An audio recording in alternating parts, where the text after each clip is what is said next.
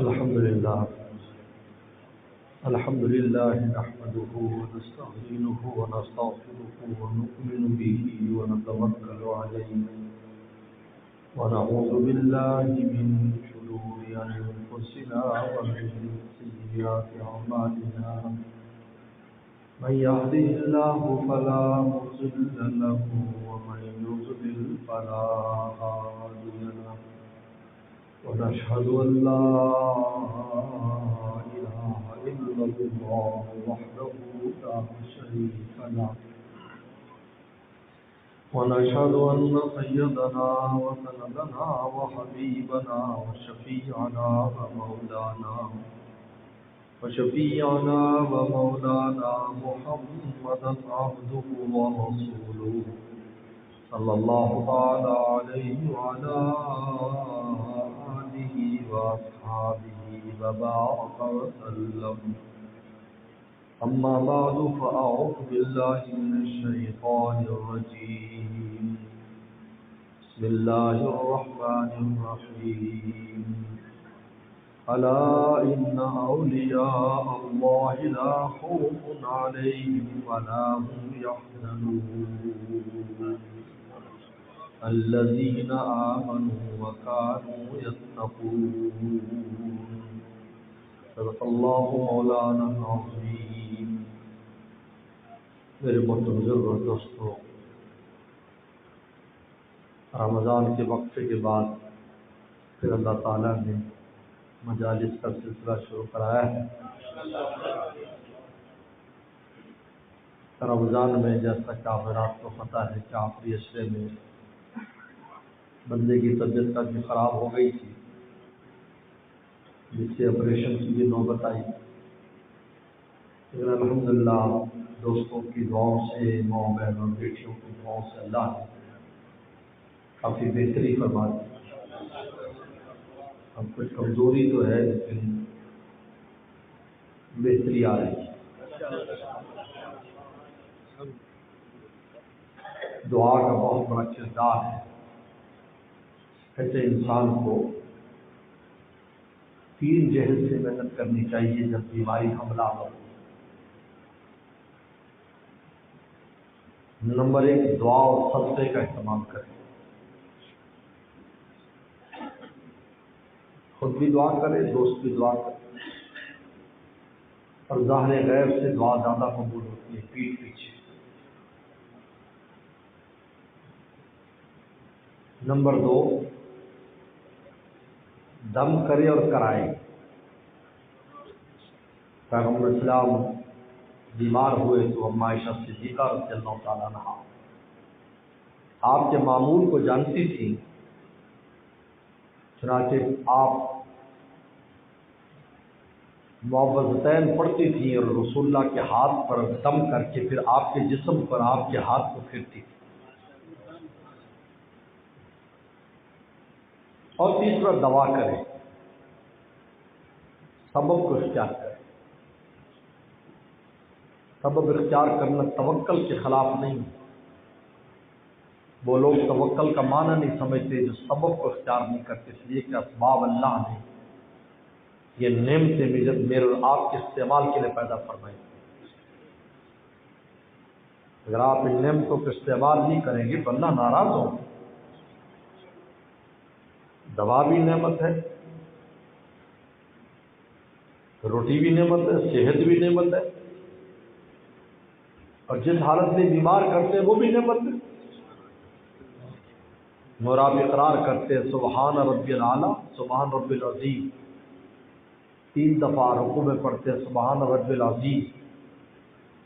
3 دفعہ سجدے پڑھتے ہیں سبحان ربی الاعلیٰ. کیا معنی ہے؟ پاک ہے وہ ذات میرے پالنے والی، یعنی مجھے جس طرح اس نے پالا ہے میرے پالنے میں وہ پاک ہے. کوئی چیز ایسی نہیں ہے کہ جو عیب ہو.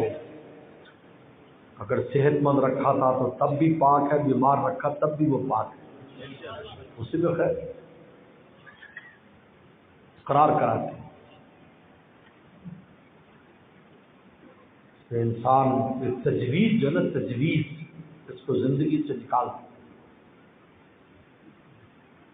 تجویز پر نہ چلے، تفویض پر چلے۔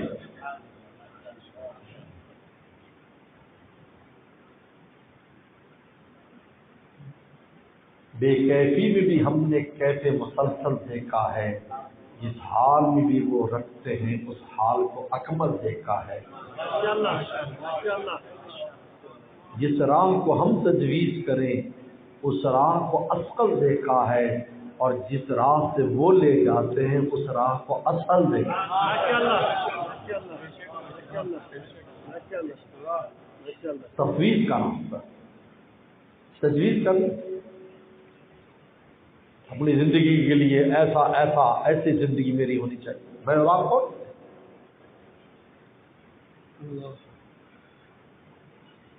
دنیا میں آنے سے پہلے کوئی تجویز آپ سے لی گئی؟ بولو، تمہارا فلانا ڈیزائن ہوگا، فلانا رنگ ہوگا، فلانے گھر میں پیدا ہوگے، فلانا تمہارا ابا ہوگا، فلانا اماں ہوگی، فلانا دادا ہوگا، فلانا نانا ہوگا، پوچھا گیا تھا ہم سے؟ بولو، بعد میں بھی نہیں پوچھیں گے، لے جاتے ہوئے نہیں پوچھیں گے۔ نہیں جی میں نے ابھی نہیں جانا کہ انبیاء السلام کی خصوصیت ان سے پوچھا جاتا ہے، تو پھر کس بات کی تجویز؟ ہاں کوشش کرو، اسباب کو اختیار ضرور کرو، حکم ہے، نعمتیں ہیں، استعمال کرو، کھاؤ پیو۔ ایک جاہل صوفی تھا، گرم کھانے میں ٹھنڈا پانی ڈال کے پیتا کہ میرا نفس مزہ نہ لے۔ جس سے اللہ والے نے کہا تو حقیقت کو نہیں پہنچا۔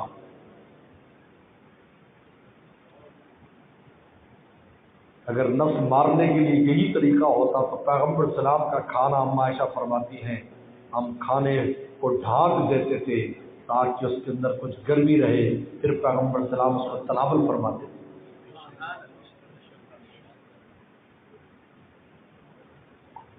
لیکن اتنا گرم کی جس سے منہ جل جائے وہ منع ہے۔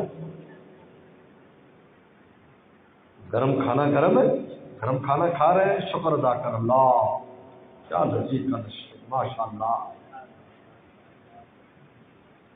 اور جو نفس مارنے کے لیے ٹھونسے گا تو اس کا شکر اندر سے نہیں نکلے گا، اوپر سے کہا الحمدللہ، لیکن اندر سے کہے گا بڑی مشکل سے اندر گیا۔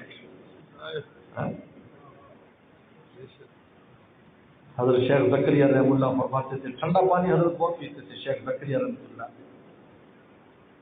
حضرت کا عجیب تھا کہ آدھے جسم کو گرمی لگتی تھی اور آدھے جسم کو سردی لگتی تھی، پاؤں پر ہمیشہ کمبل ہوتا اور اوپر اے سی چلتا تھا۔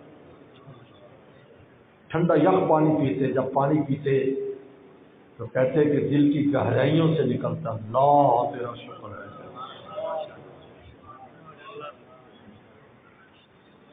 اللہ والوں نے حقیقت کو سمجھا، کائنات کی حقیقت کو سمجھا،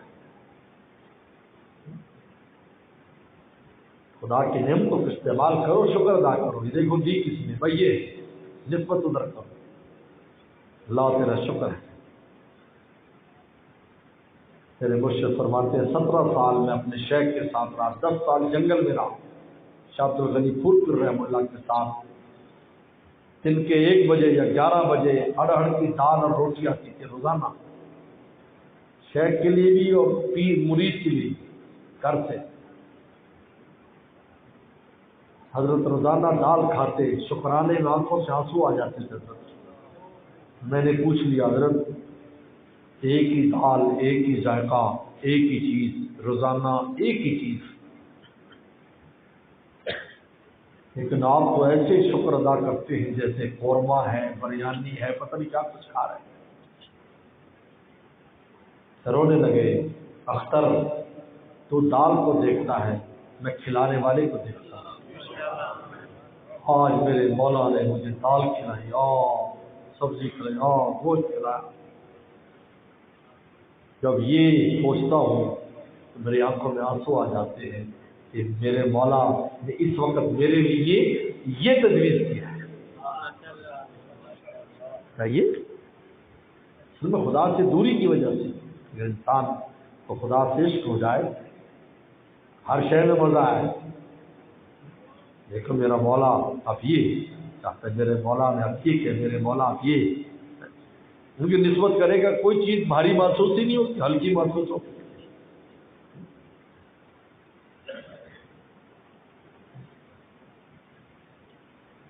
میرے دوستو، رمضان چلا گیا، سبق دے گیا لعلکم تتقون، تقوی کے ساتھ رہو۔ اس طرح رمضان کے ساتھ خاص نہیں ہے، تتقون کا مطلب ہے کہ رمضان میں بھی تقوی سے رہو، رمضان کے بعد بھی رہو۔ لعلکم تتقون کہہ کر اللہ نے بتایا کہ رمضان دیا اس لیے تھا تاکہ تم میں تقوی کی صفت پیدا ہو جائے، اور جب تقوی آ جائے گا تو خدا کی دوستی مل جائے گی۔ تو اللہ نے اپنے ولیوں پر فرمایا الذین آمنوا وکانوا یتقون، میرے ولی تقوی کے ساتھ رہتے، گناہ نہیں کرتے، اللہ تعالیٰ کو ناراض نہیں کرتے، نفس کو خوش نہیں کرتے۔ سارا نفس کا معاملہ ہے، یہ تھوڑی ہے کہ رمضان گزرے ہم نفس کو خوش کرنا شروع کر دو۔ لعلکم تتقون کہا، اور رمضان میں ایسی جیسے مسجد میں تو نیک بند کرے، مسجد بدماشیاں کرے، کیسا نمازی ہے؟ یہ نمازی ہے؟ یہ اس کی نماز ہے؟ کیا نماز ہے؟ ان الصلاۃ تنہی عن الفحشاء والمنکر، فحشاء منکر سے نماز نہیں روک رہی، نماز ہی نہیں۔ اگر تقوی ہی نہیں ہے، رمضان گزرا اور تقوی ختم،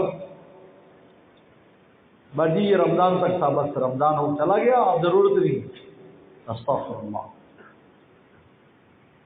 یہ تو اللہ تعالیٰ کا فضل ہے کہ رمضان دے کر تقوی کو آسان کر دیا کہ بھائی یہ آسان نعمت ہے، جلدی سے حاصل کر لو۔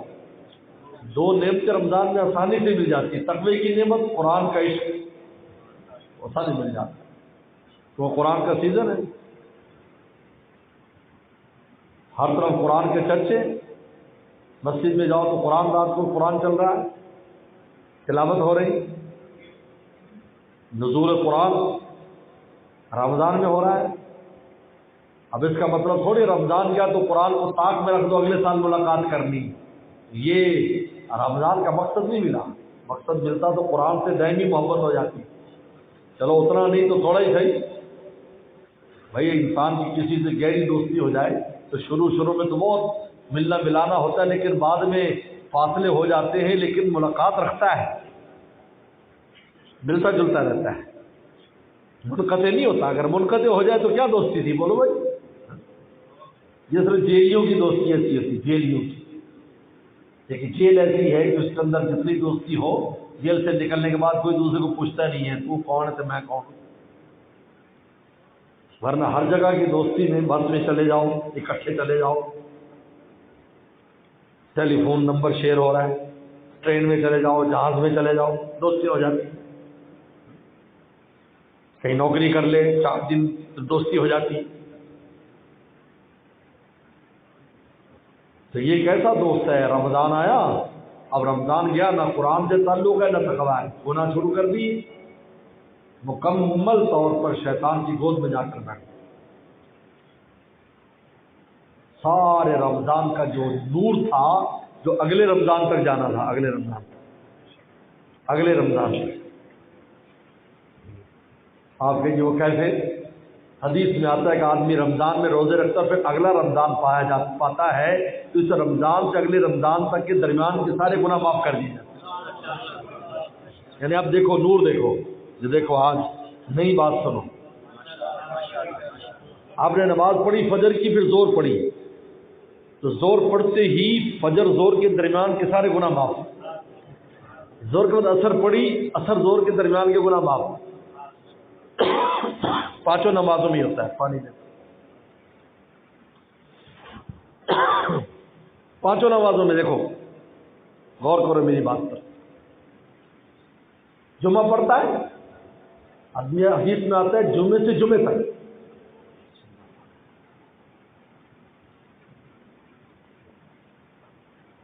جمعے سے جمعے تک، اور 3 دن زائد گناہ معاف۔ یعنی کیا مطلب؟ پچھلے جمعے کا نور چل رہا ہے آپ کا، اور اگلے جمعہ آپ نے پھر پڑھ لیا، اب یہ دونوں نوروں نے مل کر 3 دن زائد تک کہ آپ کے گناہوں کو صاف کر دیا۔ رمضان پایا، اب اگلا رمضان آیا، سال کے بعد آ رہا ہے. جب آپ نے اگلا رمضان پایا، یہ نور اگلے رمضان کے نور سے ملا، درمیان کے سارے گناہ معاف. اور آگے چلو، عمرہ کیا، عمرہ اس سال عمرہ کیا اور اگلا عمرہ 3 سال کے بعد کیا. 3 سال کے بعد جب عمرہ کرتا ہے، پہلے عمرہ اس کے درمیان کے سارے گناہ معاف. حج کیا، 5 سال کے بعد دوسرا حج کیا، پہلے حج سے دوسرے حج کے درمیان جتنے سال ہیں سارے گناہ معاف. لیکن یہ تب ہوگا نا کہ پہلی عبادت کا نور لے کر چلو. اگر وہ بالکل ہی فنا کر دیا تو آپس میں کیسے ملاپ ہوگا، مجھے بتائیے. آپ کہیں گے یہ بلب جلاؤ، یہ بلب جلاؤ، روشنی ہو جائے گی، اور ایک بلب ہی فنا ہو اور جلے ہی نہ، تو کہاں سے روشنی آئے گی اور کیسے آپس میں ملے گی اور نور بڑھے گا، مجھے بتائیے. ہماری بڑی غفلت ہے. عبادت تو کر لیتے ہیں، اللہ توفیق دے دیتے ہیں، لیکن اس کے انوارات کو ہم برقرار نہیں رکھ پاتے، ضائع کر دیتے ہیں. جب ضائع کر دیتے ہیں تو اگلا جب آتا ہے تو ہماری کیفیت میں کوئی فرق نہیں آتا، حالانکہ ہمیں تو آگے بڑھ جانا چاہیے تھا نا. اگر اس رمضان میں ایک کیفیت ہے تو اگلے رمضان میں پچھلا ملا کر اور اگلی کیفیت پر لے جائے آپ کو. لیکن ہوتا کیا ہے، وہ پچھلا ختم ہو گیا. نماز کے بعد نماز پڑھنے آتے ہیں، ہماری کیفیت پہلے سے ہی خراب ہے. اس لیے مولانا رومی رحمۃ اللہ علیہ نصیحت فرماتے ہیں، اے دوست اول دفعے شر مشک، اے دوست پہلے چوہے کے شر سے بچنا سیکھ کے. چوہے کے شر سے کیسے بچنا؟ یہ چوہا مراد نفس ہے، اس کو قابو کرنا سیکھ. چلا والے کے پاس جا، تجھے گر سکھائے گا اس کو کیسے قابو کرنا ہے. اول دفعے شر موشکن بعد ازاں انبار گندم کوشکن.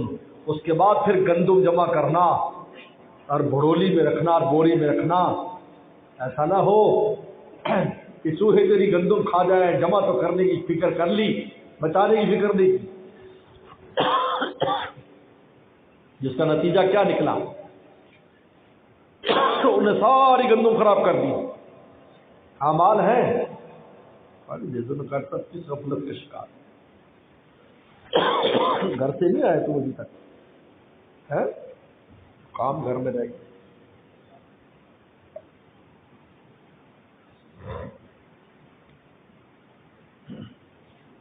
نفس کا چوہا ان انوارات اور برکات کو ختم کر دیتا ہے جو ہم عبادت سے حاصل کرتے ہیں. حج عمرے سے عبادت سے ہم نے انوارات حاصل کیے، ایسے عظیم الشان انوارات. رمضان کے ایسے عظیم الشان انوارات. اللہ فرماتے ہیں صوم لی، یہ روزہ تو خاص میرا ہے. اپنی طرف نسبت کی، حالانکہ ساری بات مولا کی، لیکن اس کی طرف خاص صوم لی میرا ہے، کیونکہ اس میں میں اور اللہ ہے، کوئی درمیان میں نہیں. فنا جزیدی، میں اپنے ہاتھ سے اس کا بدلہ دوں گا. کتنی اونچی عبادت، لیکن ہماری کیفیات میں کوئی فرق نہیں. وہیں کا آ گیا، واپس وہیں پر آ گئے، گھوم کر وہیں آ گئے، صفر پر. کیونکہ نفس کے چوہے نے ہماری بوری کاٹ ڈالی، سوراخ کر دی، گناہ کر لے. کیونکہ گناہ کرتے ہی نور بجھنا شروع ہوتا ہے. سب سے پہلے گناہ کیا کرتا ہے، نور میں سب سے پہلے عبادت کا نور چھنتا ہے گناہ کرنے سے، یاد رکھو. اور بعد میں عبادت بھی چھن جاتی ہے، پہلے نور چھنتا ہے. کیونکہ نفس اور شیطان مل کر کارروائی کرتے ہیں کہ روشنی ختم کرو تاکہ چوری کر سکیں. چور چوری کے لیے پہلے تارے کاٹتے ہیں، ٹیلی فون کی تار بھی کاٹتے ہیں، بجلی کی بھی کاٹتے ہیں، پھر چوری کرتے ہیں اندھیرے میں. جب تک نور ہے نفس بھی سر نہیں اٹھاتا، وہ نفس ویسے ٹھنڈا رہتا ہے نور دیکھ کر، اور شیطان تو ویسے ہی بھاگ جاتا ہے. حضرت عمر رضی اللہ عنہ کو دیکھ کر جو شیطان بھاگتا تھا، یہ نہیں کہ ان کے پاس کوئی طاقت خاص تھی، ان کے دل کے نور کی وجہ سے. کہ شیطان کہتا تھا اگر میں اس گلی میں چلا جس سے عمر ہے، ان کے نور سے میں پگھل جاؤں گا، بھاگ جاتا. اس لیے نہیں کہ کوئی ان میں خاص طاقت ہے، ایسا کچھ نہیں ہے،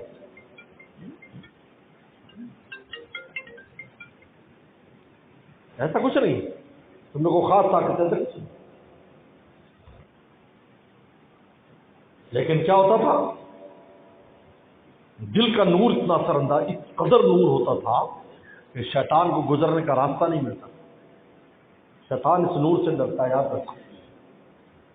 ایک اللہ والے نے شیطان کو دیکھا تو لاٹھی لے کر بھاگے تو آگے بھاگا، آگے بھاگا۔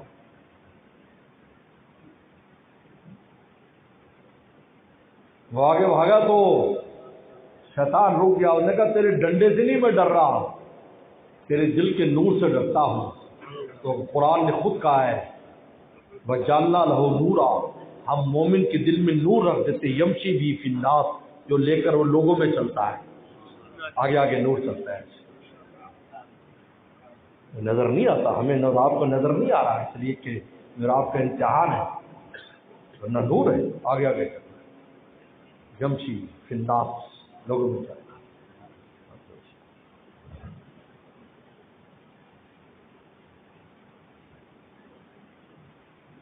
تو شیطان اور نفس مل کر نور بجھاتے ہیں، جب نور بجھائے گا اب کیا ہوگا، اندھیرا ہو جائے گا، جب اندھیرا ہو جائے گا اب اس انسان کو ہر طرح کی نالائقی میں مبتلا کریں گے، سمجھ نہیں آئے گا کہ میں کیا کر رہا ہوں، ہوش آئے گا جب منہ کالا ہو جائے گا، پھر ہوش آئے گا میں کیا کرنا چاہتا ہوں، اور جب تک نور رہتا ہے ایسا نہیں ہوتا، کیونکہ نور روشنی دکھاتا رہتا ہے، اس لیے قرآن مجید نے خود کہا ان الذین اتقوا، وہ لوگ جو تقوی کے ساتھ رہتے ہیں، اذا مسهم الشیطان، شیطان ان پر بھی حملہ آور ہوتا ہے، تذکروا، فوراً ان کو اپنا مولا یاد آ جاتا ہے، کیونکہ وہ دیکھ لیتے ہیں روشنی میں کہ یہ کسی نے حملہ کیا ہے، فاذا هم مبصرون، جب مولا کو یاد کرتے تو ہم راستہ کھول دیتے ہیں۔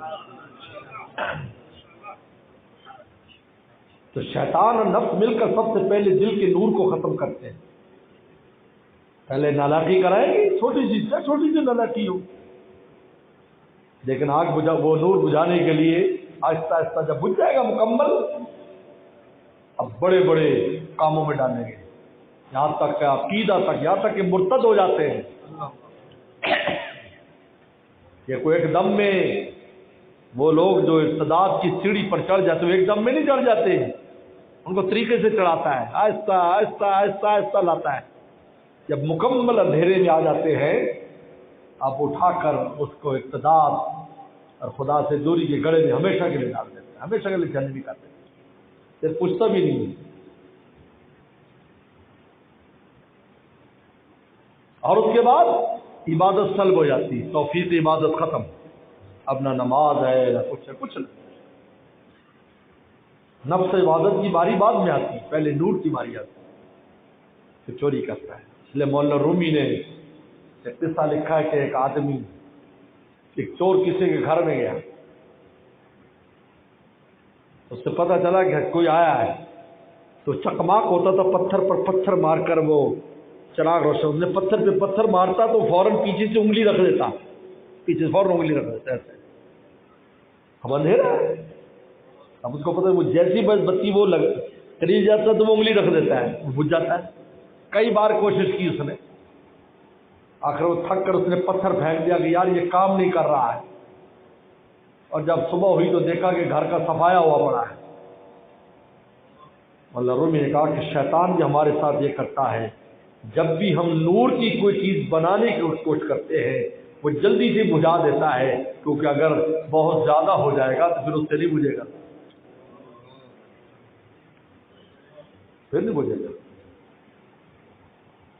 لیکن کہتے انسان معصوم تو نہیں ہوتا، لیکن محفوظ ہو جاتا ہے نفس و شیطان کے حملے سے، اللہ تعالیٰ اتنے انوارات اس کو دے دیتے ہیں کہ پھر یہ کھل کر حملہ آور نہیں ہوتے، کتا کی طرف بھونکیں گے ضرور، لیکن ٹانگ کو نہیں پڑیں گے، بھونکتے ہیں صرف نفس کا، اور شاید نفس کا کتا بھونکتا رہتا ہے، یاد رکھو، کیا کوئی کتنا بڑا ولی اللہ بن جائے اس کو بھی بھونکتا ہے، لیکن دور دور سے بھونکتا ہے، اس کو پتہ ہے قریب نہیں آنے والا ہی، لیکن اگر ایسا نہیں ہوتا ٹانگ کو پڑتا ہے، ایمان کو پڑ جاتا ہے۔ نفس اور شیطان دونوں ہمارے ایمان کے اصل دشمن ہیں۔ فرمایا رمضان ہم نے تقوی کے لیے دیا ہے۔ میرے دوستو، 4 چیزوں کے لیے کوشش کرو، 4 چیزیں حاصل کرو زندگی میں۔ نمبر 1 اخلاص حاصل کرو۔ اخلاص، ہر کام اللہ کے رضا کے لیے کرو، اللہ کے رضا کو ہر کام میں سامنے رکھو، غیر اللہ کے لیے کچھ نہ کرو، اللہ کے لیے کرو، جو کرنا ہے اللہ کے لیے کرو۔ پھر مخلوق کی بھی خدمت کرنی تو اس میں بھی اللہ کی رضا کی نیت کرو، ہمارا مولا خوش ہو جائے گا۔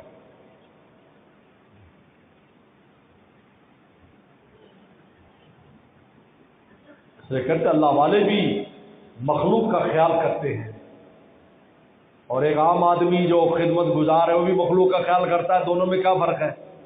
دونوں کا فرق سن لو۔ بڑے بڑے خدمت گزار اور بڑی بڑی خدمت کی NGOs اور بڑی بڑی وہ بنی ہوئی ہیں اور یہ بڑی خدمت کر رہی ہیں، اور اللہ والوں کے ہاں بھی خدمت کا ایک نظام ہے۔ اللہ کے مخلوق آتی ہے، اس کی خدمت ہو رہی۔ اس لیے تمام اللہ والوں کی خانقاہوں میں لنگر چلا کرتے تھے، بوری بستروں کا انتظام ہوتا تھا، مخلوق آ رہی ہے، ٹھہر رہی ہے، جا رہی ہے۔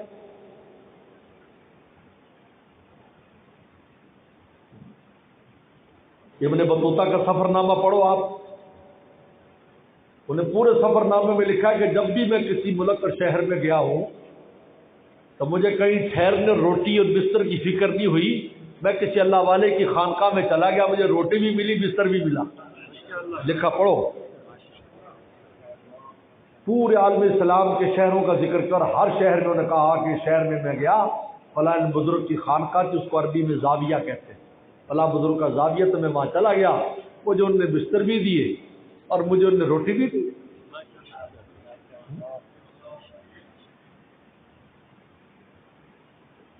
شیخ الاسلام سید الطائفہ حضرت مولانا حسین مدنی رحمۃ اللہ علیہ کا ایک آدمی آیا کرتا تھا دیوبند کی بستی میں، ان کا ایک مقدمہ تھا عدالت میں، حقہ اپنے ساتھ لاتا تھا، بڑی بڑی مچھ رکھی تھی، داڑھی منڈاتا تھا۔ جب حضرت کا دسترخوان لگتا تو وہ بھی آ کر بیٹھ جاتا، نہ مسجد کی فکر، نہ کسی اور بات کی فکر، اور پھر گڑ گڑ گڑ گڑ گڑ حقہ گڑ گڑ گڑاتا، دھواں نکالتا رہتا انجن کی طرف۔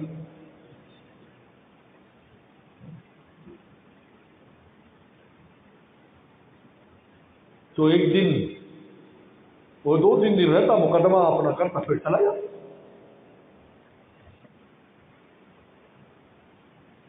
ایک دفعہ وہ آیا تو خادم نے اس کو ڈانٹا، کہا تو یہاں روٹی پاڑنے کے لیے آ جاتا ہے، یہ کچھ سرائے ہے؟ اللہ والوں کی خانقاہ ہے، لوگ اللہ اللہ سیکھنے آتے، تو کیا کرتا ہے؟ وہ بیچارہ گاؤں کا تھا، وہ دسترخوان پر نہیں۔ اب حضرت مدنی رحمۃ اللہ اتنے بڑے انسان اور پوری دنیا سے لوگ ان کی زیارت ملاقات کے لیے آتے، بڑے بڑے نواب حضرت کے وہاں آ کر بیٹھتے تھے۔ دائیں بائیں دیکھا، بھائی مچھوں والا نہیں ہے، بھائی مچھوں سرکار نہیں۔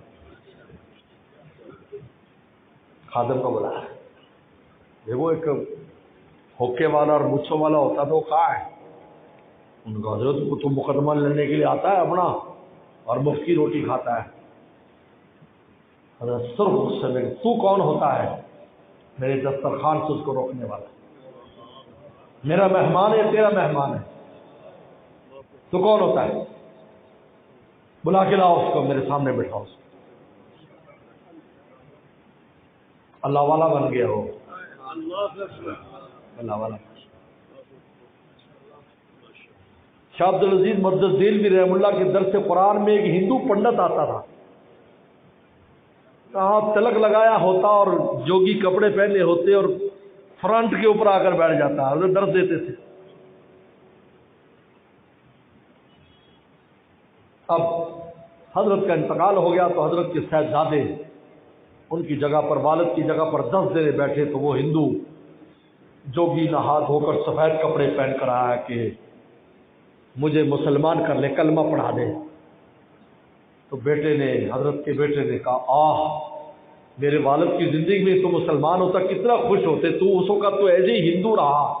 انہوں نے کہا ظالم، میں تو کبھی کا مسلمان ہوں، بس ظہور آج ہوا ہے، میرے دل میں کچھ تھا تو میں کھینچا چلا آتا تھا۔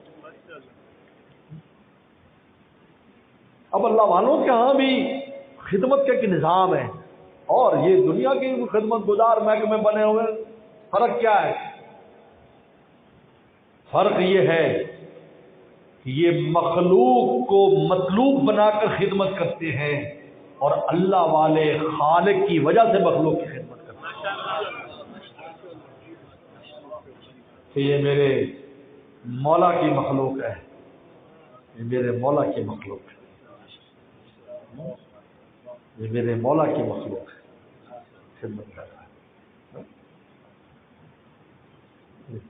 مخلوق کو مطلوب نہ کرنے کی، مخلوق کو مطلوب بنایا اور ان سے بابا لے، میرا مولا خوش ہو جائے، میرا مولا خوش ہو جائے، اس لیے خدمت کر رہے ہیں، مولا خوش کرنے۔ آپ نے قصہ نہیں پڑھا؟ انگریزی کتابوں میں بھی ہے، ابو بن ادم کا واقعہ، یہ ابراہیم بن ادم کا واقعہ ہے، ابو بن ادم کا قصہ انگریزی کتابوں میں بھی، 10ویں کے نصاب میں پہلے ادب تو نکال دیا، ایسے سارے قصے، اب تو ڈسکو قصے رکھ دیے سارے۔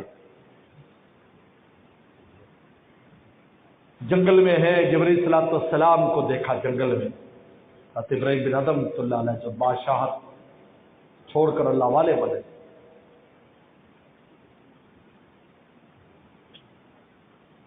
تو نے کہا جبرائیل آپ کیا کر رہے ہو؟ کہا میں اللہ کے پیاروں کے نام لکھ رہا ہوں جو اللہ کے دوست ہیں۔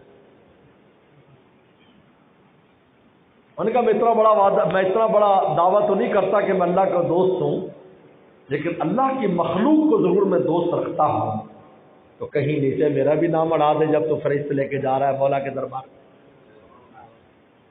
چلے گا؟ نیچے نام لکھ۔ کچھ دن بعد پھر دوبارہ ملاقات ہوئی، کہا کہ کیا ہوا؟ کہا کہ فرشتے میں اللہ نے کہا اس کا نام پہلے رکھو، اس لیے کہ میری اتنی محبت اس کو آ گئی ہے کہ اس سے مجھ سے نکل کر میری مخلوق تک جا پہنچی۔ اگر یہ میری مخلوق سے محبت کرتا ہے تو میری وجہ سے کرتا ہے۔ اخلاص پیدا کرو۔ نمبر 2 تقوی کا استعمال کرو، گناہ سے بچو، اپنی زندگی میں سے لعنتی کام کو نکالو۔ نمبر 3 توکل حاصل کرو، اللہ کی ذات پر ہمیشہ اعتماد رکھو، حسن ظن رکھو، حسن ظن رکھو کہ انشاءاللہ اللہ ہمارے سب خیر کا معاملہ فرمائے۔ مایوسی حرام ہے۔ امام شافعی رحمۃ اللہ سے کسی نے پوچھا کہ اللہ سے بدگمانی کیا ہے؟ کہ ہر وقت یہ وسوسہ آنا، یار مجھے خسارہ نہ ہو جائے، یار مجھے یہ نہ ہو جائے، یار مجھے یہ نہ ہو جائے۔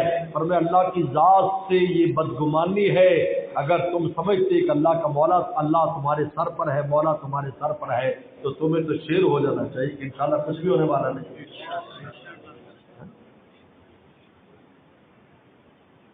اور اس کی بڑی پیاری مثال ایک اللہ والے نے دی ہے کہ گائے دیکھو، گائے بکری سڑک پر چل رہی ہوتی ہے، بڑے آرام سے جا رہی، کراسنگ بڑے آرام سے کر رہے ہیں، حالانکہ بسیں یہ وہ سب قتل لے کر نہ رکھو، انہیں پتا ہے کہ ڈنڈے والا مالک پیچھے ہے، بڑے آرام سے۔ کوئی آپ نے گیدڑ کو دیکھا ہوگا کہ کتنا ڈرتا ہے وہ کراس کرتے ہوئے۔ شیر کو دیکھ لو، ہم نے افریقہ میں دیکھا کہ شیر بھی ڈرتا ہے، کہیں ایسی جگہ پر جہاں انسان ہے وہاں سے گزرتے ہوئے وہ بھی ڈرتا ہے۔ چیتا بھی ہم نے دیکھا کہ ڈرتا ہے، کیوں؟ اس لیے کہ انہیں پتا ہے کہ ہمارے پیچھے کوئی مالک نہیں ہے، تو جس مومن کے سر پر مولا ہو تو اس کو کس کا ڈر ہے؟ ہاں، جس کا مولا نہ ہو وہ گھبرائے۔ اس لیے بدر احد کے میدان میں کیا کہا تھا؟ احد کے میدان میں کفار نے کہا تھا لنا عزا ولا عزا لکم، عزا بت ہمارا ہے، مسلمانہ تمہارا نہیں۔ صحابہ نے کہا ہم کیا جواب دے؟ کہا تم کہو اللہ مولانا ولا مولا لکم، اللہ ہمارا دوست ہے تمہارا نہیں۔ بخاری کی حدیث ہے، اللہ مولانا ولا مولانا کی توکل پیدا کرو اور رضا بالقضاء، کوشش کرو کہ جو فیصلہ ہو خوش رہو، پہلے کوشش کرو جو فیصلہ ہو خوش۔ میرے شیخ فرماتے بریانی مانگو، قورمہ مانگو، پھر دال دے دے، خوشی خوشی کھا لو، اعتراض نہ کرو کیوں دال کھلائی۔ اس وقت دال کھانے میں مصلحت، سبزی کھلانے میں مصلحت، بھوکا رکھنے میں مصلحت، وہ جانتے ہیں کب کس کو کیا دینا ہے، وہ جانتے ہیں کب آپ کو سائیکل دینا ہے، کب موٹر سائیکل دینا ہے، کب کار دینی ہے، جانتے ہیں۔ جس وقت دو دیں گے اس سے زیادہ خوبصورت وقت کوئی نہیں۔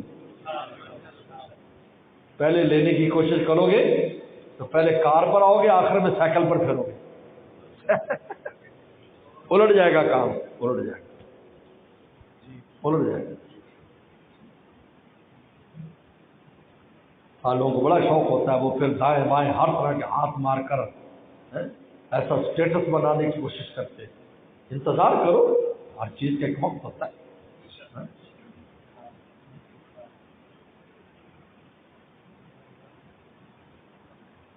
صحابہ اکرام کے پیٹ پر پتھر بھی بندھوائے، پھر انہی کے قدموں میں کیسر و کسریٰ کے خزانے بھی نشاور کر دیے۔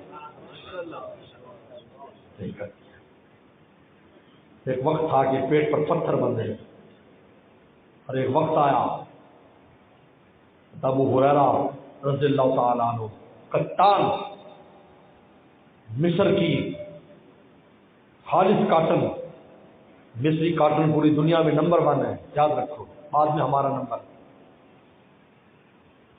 پہلے مصر کا نمبر۔ سے ناک صاف کر رہے ہیں، ابو ہریرہ تیرے جسم پر ایک کپڑا ہوتا تھا، آج عراق کے تخت پر بیٹھا ہوا کپتان کے کپڑے سے ناک صاف کر رہا ہے۔ ہر شے کا رضا بالقضاء پیدا کرو اپنے اندر، کوشش کرو جو ملے خوش رہو، ناراض نہ ہو اللہ سے، ناراض نے ایسا کیوں کیا، اور آپ کون ہوتے ہیں؟ اللہ میرا عمل کی توفیق عطا فرمائے، وآخر دعوانا الحمدللہ۔